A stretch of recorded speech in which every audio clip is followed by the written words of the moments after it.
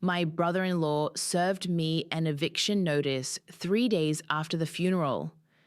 They handed it to me on the porch while my hair was still pinned under the cap the hospital had given me, and my hands smelled like antiseptic. He folded the paper the way people fold things they believe will finish a conversation, small and decisive. His wife, my husband's sister, a woman I'd seen at holiday dinners and at 1 or 2 awkward family reunions, stood behind him with the sort of patient smile I had learned to read as threat. They said it was straightforward. The house belonged to the estate, not to me, and until probate was settled, I had no right to be there. It felt like someone had picked up all the rooms of my life and shaken them at once.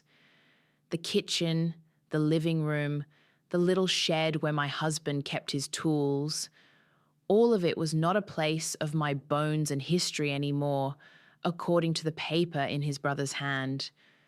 It hurt because the announcement came not from a creditor or a stranger, but from people who had known my husband longer than I had known him.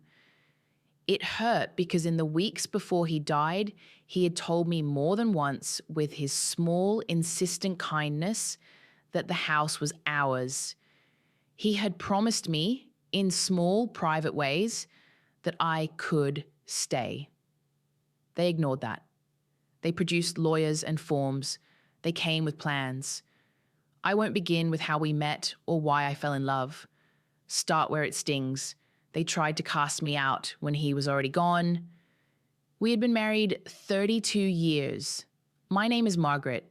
I taught high school English for 27 of those years, and then I retired early with a teacher's pension that covered basic expenses, but not much else. David, my husband, had been a machinist, methodical, slow with words, but deliberate with money. He kept ledgers in an exercise book, wrote down when the lawnmower needed new spark plugs, when the roof leaked in hard rains. He handled most of the household finances. By the time illness came, he had been the one to speak to banks, to make payments, to sit with forms. His sister Claire had a different relationship with paperwork. She believed it could be persuaded by a firm phone call and an intimidating signature. She and her husband Mark had always lived closer to the city, in a duplex that smelled perpetually of lemon oil and paint. They had opinions about everything from the curtains at Thanksgiving to David's choice of doctor. They were both younger than David and me by a handful of years, and they lent that youth the false authority of being more with it, more modern. They were, over time, the sort of relatives who took pains to be helpful in public and sharp in private. When David got sick, he was the sort of sick that changes how you see the world. Small mercies matter, timetables shorten, and the house you live in becomes more of an archive than a home. He died on a Tuesday in November, at once quiet and final. Friends came to the funeral and said the things people say. Cards arrived, neighbours brought lasagnas and offered to mow the lawn. Claire arrived on the second morning after we brought him home and, in the kindest voice she could muster, said we should talk about practical matters. I was not quick on my feet then. Grief makes a person slow with decisions. I had no appetite for the logistics of death. I needed to sit in the armchair by the window and let afternoon light move across the carpet. There were phone calls, of course. The funeral director, the church, the Social Security office. Someone, a bank teller, a neighbour, the woman from the church, suggested I get some help with the papers. Claire and Mark were ready to help. They presented themselves as helpers. They took it upon themselves to organize David's desk. They shuffled through stacks of his mail and left behind carefully folded notes.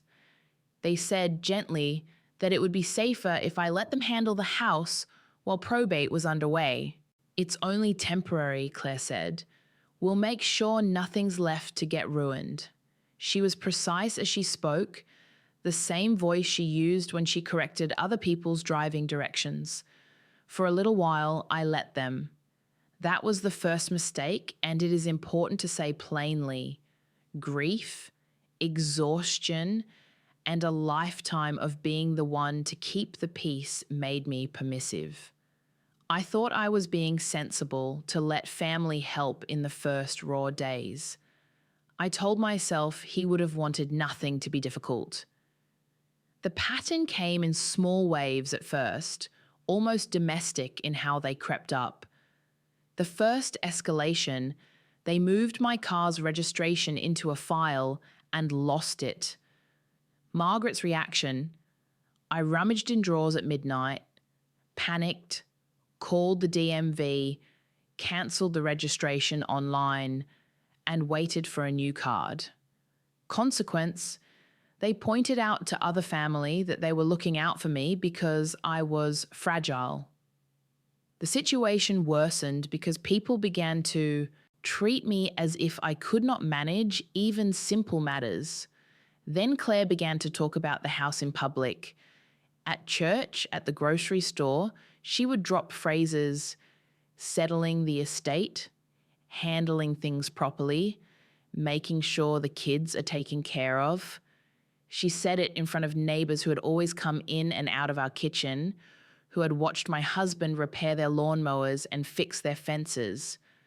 They nodded and asked what they could do.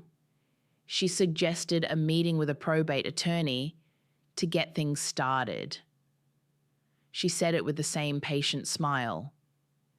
I accepted that meeting because the funeral had left me hollow, and because people told me it would be helpful to have professionals look things over.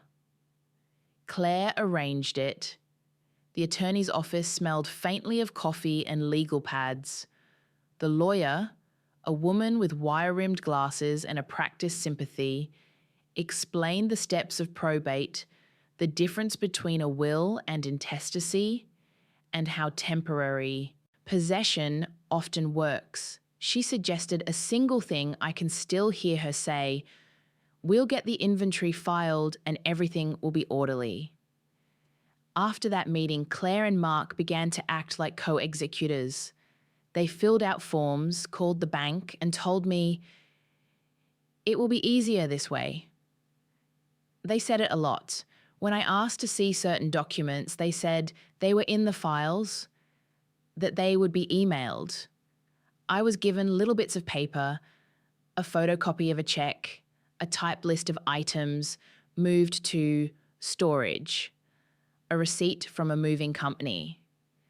They insisted they were protecting me, but the undercurrent moved toward exclusion. I found that my access to the safety deposit box was limited because the bank required signatures I did not have. They told me I could sign a form to let them continue in the meantime, and I, exhausted, signed. The next wave came with more force. About 3 weeks after the funeral, I found an unfamiliar man on the porch, a courier from a legal office I had never heard of. He left a crisp envelope with a notice, immediate removal of personal property requested by the estate executor. My reaction was to sit down on the porch steps and laugh at myself for being so slow to grasp what had been unfolding. Consequence, the neighbourhood whispered. The moving company came the next day with a clipboard and polite men who would not meet my eyes as they wrapped the dining chairs in plastic. I tried to stop them. I asked to see the power of attorney. They said it had expired on the date of death, which made sense and in a way should have protected me, but they produced other papers instead. An inventory form, a temporary custodial agreement for the contents of the house.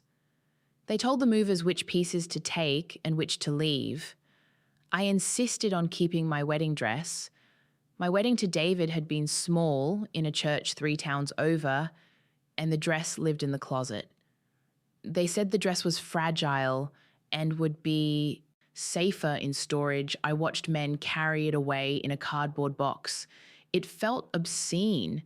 It felt like they were taking not only objects, but the language of memory.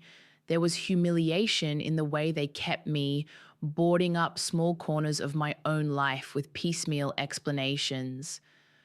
I remember in a different wave the day Mark arrived with a locksmith and changed the locks on the back door. He called it security. He told me he had done me a favor. "You'll feel safer now," he said, as if fear could be replaced by a new metal bolt. He handed me a copy of a key and then informed me, with an odd and clinical satisfaction, that the spare key would be kept in their safe until the probate was settled. I protested then. I called my neighbor Ruth, who had known me since we were girls, and she came over and sat with me on the steps. We watched the leaves fall and counted the days like stitches. Ruth was practical. She said I should call a lawyer and not the one Claire had chosen. I did. But even taking that step required money. My pension was modest. The lawyer's retainer felt like a sum that would take months to recover. Claire and Mark made it look like it would be petty and unseemly for me to wage a battle when grief should be guiding the family to conciliatory choices. The wave after that, financial pressure. Claire called the life insurance company and asked questions in a way that made the representative put a hold on payments until documentation was submitted.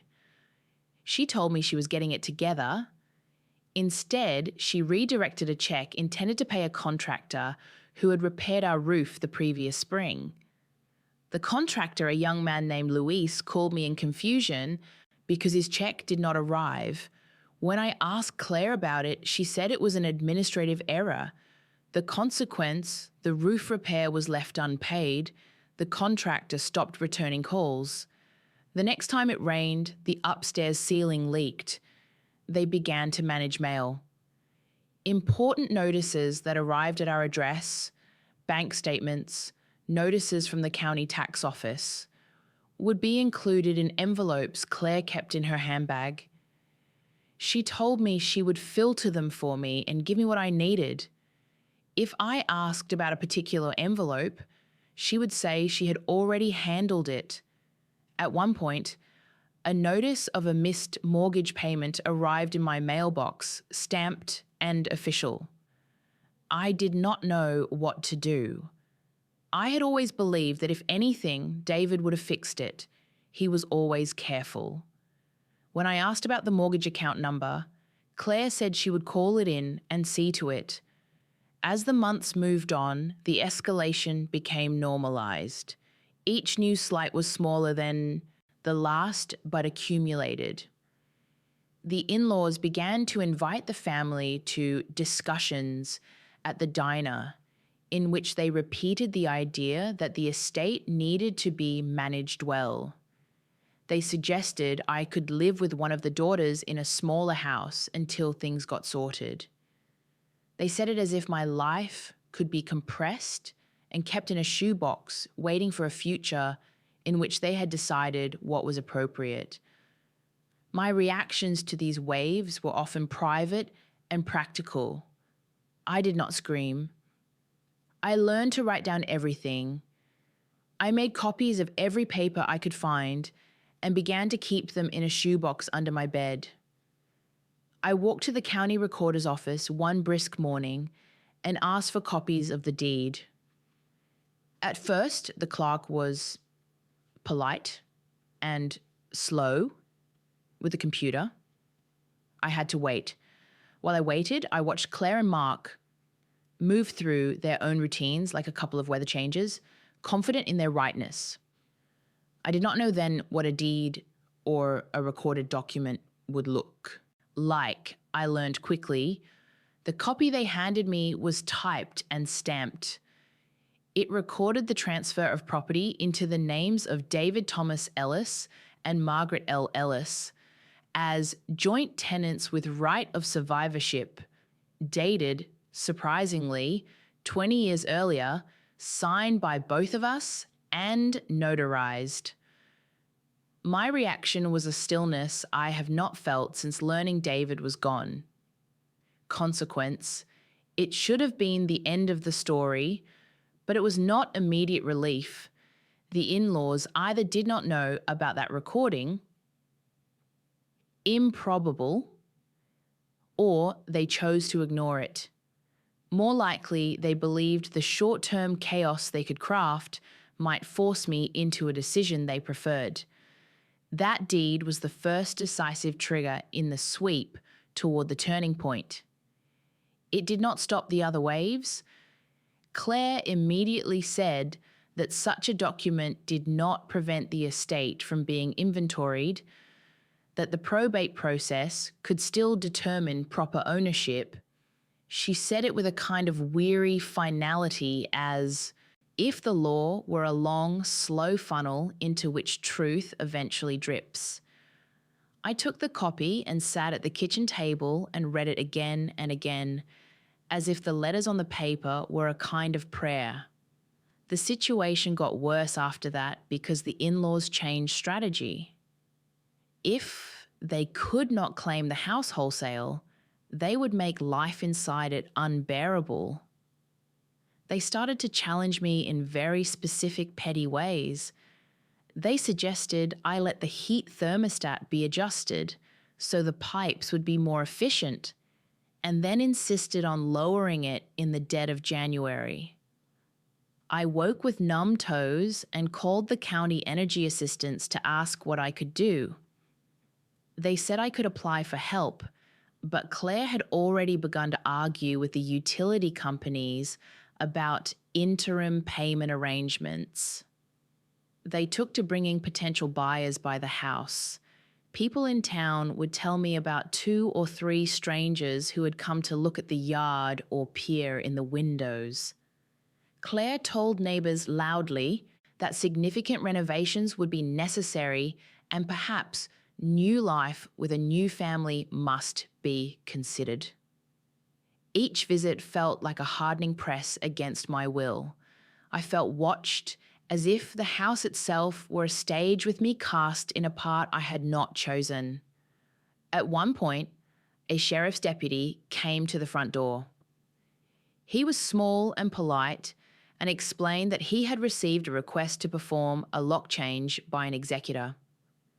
I produced the petitioner's name from the deed and explained calmly that the deed named me and that change of locks without a court order felt improper.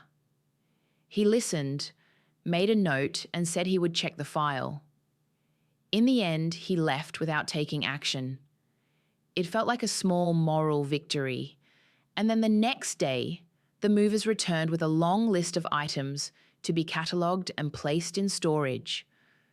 I walked among them and watched a china cabinet that had been in my family's house for generations be wrapped in plastic and taken away. The consequence, the emotional cost, increased. I felt less secure. There were betrayals of trust, explicit betrayals, that humiliated me. Claire intercepted calls from the pension office and asked the representative leading questions about whether my pension would cover certain necessary bills while they resolved the estate. She framed it as concern. It was a pattern. Their public posture was of caretakers. Their private actions were of managers keen to consolidate control. Mark suggested they remove a lockbox they claimed contained old bank statements to be examined by the family in case there were more assets. He returned with a small leather box, and inside it, in its original envelope, was David's original will. This should have been simple. The will, durable and dated, left all tangible personal property to Margaret and named David's sister as executor only if Margaret was deceased. It also contained a clause: should joint tenancy exist on the real property, that property shall pass according to the recorded deed. It was explicit. I remember those lines because they were not abstract. They were ordinary, like small furniture decisions. When Claire read it aloud at my kitchen table, which she did not do gently, I felt the earth shift under me. She read the clause about joint tenancy and then set the will down and said by way of conclusion, "The probate court will interpret these things." The turning point came not from the will alone, but from a mistake. Claire had been running a long, confident campaign of micro-manipulations. She accidentally sent an email meant only for Mark to a group that included the probate attorney she had been using and, astonishingly, me. The email contained a line that should not have been there. We need to push Margaret to accept the temporary living arrangement before the court sees the deed. She's too set in her ways. It was a small phrase, typed without care in a heated moment, but it read like a confession in a case that had been building like a slow burn. My reaction was immediate and cold. I printed the email and held it in my hands like evidence outside of a court. When the email arrived in my inbox, I felt both a short, sharp shock and a relief. The shock was because I had expected craft and stealth. The relief was because stealth implies pretense, and the pretense was over.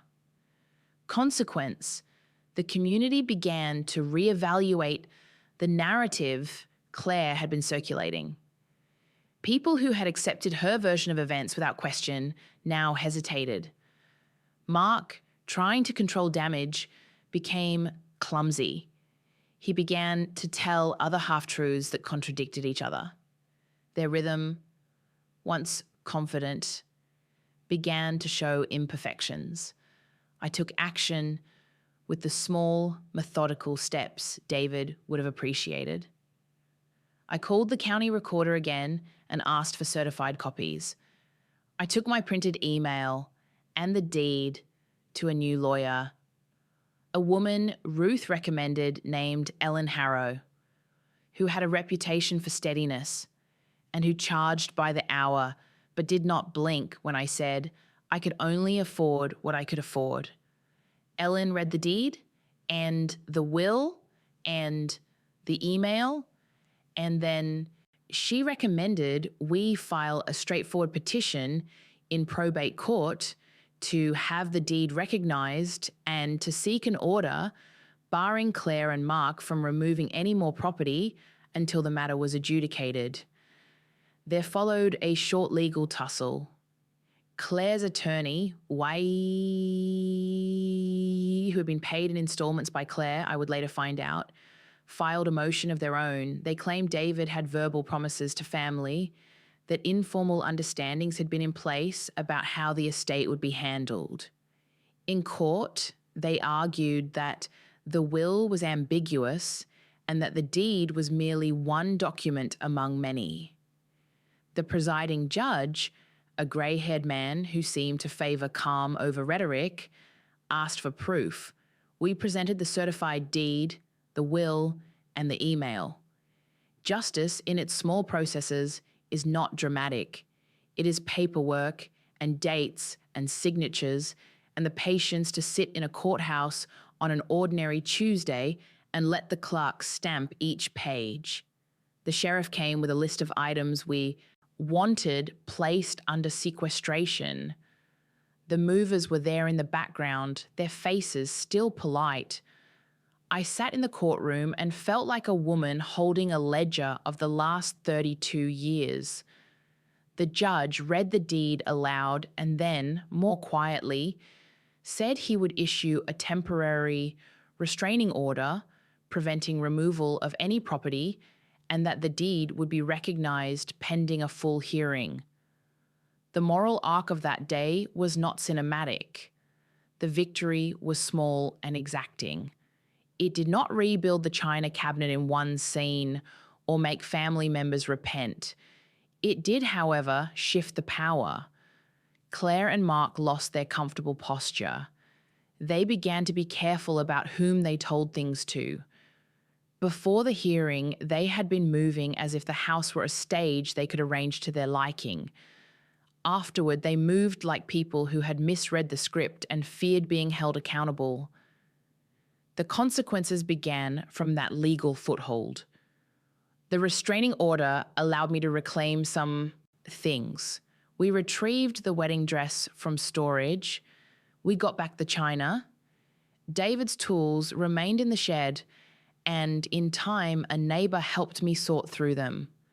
More importantly, the mortgage company, which had been pushed toward a temporary pause by Claire's interference, began to accept my calls and place the account on a forbearance I could manage.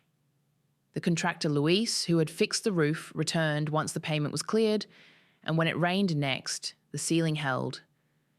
There were no dramatic fireworks. The in-laws did not pack their things and ride off in shame. They moved instead into a quieter, colder antagonism. Family gatherings became fortifications. My nieces and nephews drifted into camps. Some of David's friends stopped coming by because they did not want to be involved in what looked like a family quarrel. Claire's strategy shifted from public persuasion to private pressure. She sent me letters suggesting compromise. Sell the house, split the proceeds, move somewhere more appropriate. Her tone had an edge of pity and a bottom line that smelled of measurements. I could have sold. I thought about it more than once. The house was older but steady. The garden David had designed with a stubborn love of roses and vegetables. The porch, with its swing that creaked in the summer. Selling would have meant cash. It would have meant fewer late-night calls from contractors. But it would also have meant handing over the place that held the small details of our lives. The coffee stain on the kitchen table, where David once set his cup, and then the pile of invoices he balanced by hand. Instead, I decided to stay. Not because I felt vindictive. The truth of it was more practical. I was uncomfortable with sudden change. The house was where my life had continuity. Also, the legal determination that the deed stood made the house a safer place for me in the long run. I fixed things slowly.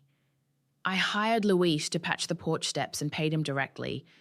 I mended curtains and planted new bulbs in the fall. The private work soothed me in a way arguments could not. There were social consequences. I lost people I did not expect to lose. David's brother, who had always been quiet at family events, stopped returning my calls. He told mutual acquaintances that the conflict had been too messy. Claire and Mark stopped coming by and instead sent a representative when they needed to ask a favor. They did not speak to me directly for months. They claimed that their distance was to avoid upsetting me. They said it in a voice that made me more convinced they were avoiding being seen as wrong. Their actions had ripple effects that were not purely legal. The grandchildren, small, bright creatures who had once come running for lemonade in our kitchen, began to visit less frequently. It took a special courage for them to come. Their parents were cautious. When they did visit, I could see the awkwardness. They were taught to be kind, and yet they had absorbed more complicated narratives than they should have had to learn. I held them and tried not to make them choose sides. There were financial consequences too. I spent more than I had planned on legal fees. Ellen Harrow billed by the hour and was both precise and compassionate. She did not milk grief for fees. She explained things with a clarity I had not had in the first months after David's death. I paid her with a mix of my pension savings and small amounts from the estate that the court allowed me access to for legal defence. The court eventually awarded me reimbursement for some costs because Claire's actions had caused unnecessary litigation, but those reimbursements arrived in slow instalments. There was a quieter, deeper consequence: the erosion of trust. Our family's routines have a kind of momentum that depends on small acts of reliability. That momentum once broke, it was difficult to assemble again. People are creatures of habit and caution. They avoid what they fear. The family gatherings that eventually happened were more polite and less spontaneous. Conversation turned quickly to neutral topics: weather, school, recipes. I learned to listen for the silences as much as the words. The final resolution was simple and formal. After a few months, the probate court issued a ruling recognising the deed and affirming my title to the house with right of survivorship. Claire and Mark were ordered to return anything they had taken that was not lawfully part of permitted administrative actions. They were not punished severely. The court does not aim for moral theatre. There was no dramatic scene in which they confessed in the pews or wept at my doorstep. They wrote a cheque for a portion of the moving costs and for storage fees that had been improperly assessed. They retained custody of certain family photos they argued were theirs. Those were small losses I learned to bear. In the end, the house remained mine. I did not parade that fact. I did not throw open the door and welcome back everyone who had been silent. Instead, I made practical decisions that closed what needed closing. I updated the deed to remove ambiguity and to make sure my name appeared in bold where it needed to. I sat down with the lawyer and made a plan for what would happen in the event of my own death. I did it not out of spite, but because I had learned how fragile the words "we'll take care of it" can be. There is a loneliness to this kind of survival that I had not anticipated. In the days after the court's decision, I would walk the garden in the late afternoon and feel the ache of absence that is separate from anger. The house is quieter now, and the quiet is often a good companion. I know where the plates are, where the light falls at 4 p.m, what the exact sound of a dented saucepan is when it's placed on the stove. Those are small, steady things. I do not pretend I have been above bitterness. There were nights in the first year when I sobbed in a way that had nothing to do with ceremony and everything to do with being human. But the story satisfaction is not in us getting even. The true outcome was colder and more useful. Practical stability. The bank recognized my authority to sign. The contractor replaced the shingles. The grandchildren came again when they could and were never forced into explanations. Claire and Mark moved on in their own way. They continued to live in the duplex in town and to travel sometimes. We crossed paths occasionally at the market and exchanged brief clipped phrases. They did not apologize publicly. I do not demand a scripted sorrow from them. I have learned that people have limits and that some cannot reach across the middle ground. I have also learned that sometimes losing a relationship is the consequence of another person's choices, and that loss must be catalogued along with everything else. If anything stands out from all of this, it is the smallness of the things that finally mattered. A recorded deed, an accidental email, a lawyer who read the paper closely. These were the pivots that moved the scales. There is no grander moral. There is only practice. People who want to take will take until someone shows them why they cannot. Sometimes the showing is loud. Sometimes it is a simple trip to the county office and a clerk carefully stacking stamped pages. I cannot paint the end as triumphant because it was not. It was steady, and that steadiness mattered. I kept the house not to prove the in-laws wrong, but to preserve the place where morning light comes through the east window and the kettle whistles to the rhythm I have learned over 32 years. If keeping the house means that my life remains recognizable, if it means that when it rains, I know where to set the pans, that is victory enough. There are practical notes I remember clearly because life goes on. I catalogued the tools and he left them exactly where he always had. The wrench with the nick in the handle, the pliers with tape around the grip. I made a strict list for Luis, and the next time he came, I paid him in cash and thanked him.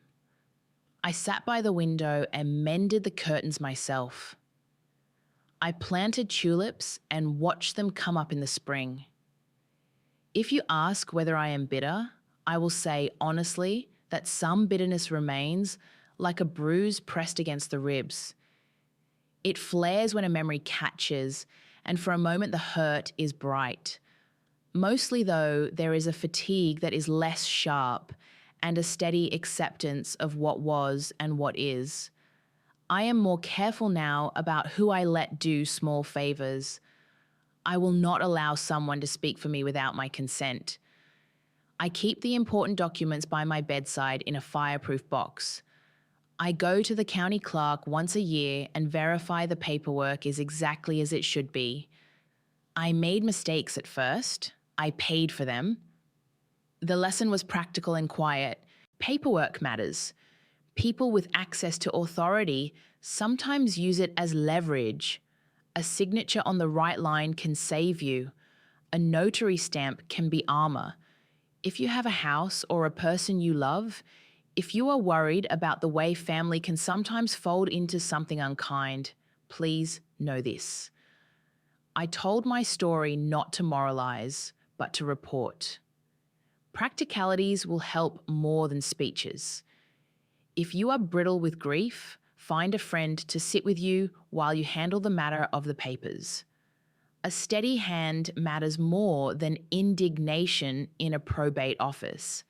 And if this story mattered to you in any way, if you felt it had weight, or if it gave you a small compass for how to move through something similar, I'd appreciate a like. If you want to hear other stories from this house and the small, stubborn ways life goes on, you can subscribe. Did you ever have something taken from you by people who claimed they meant well? Tell me in the comments if you feel like sharing.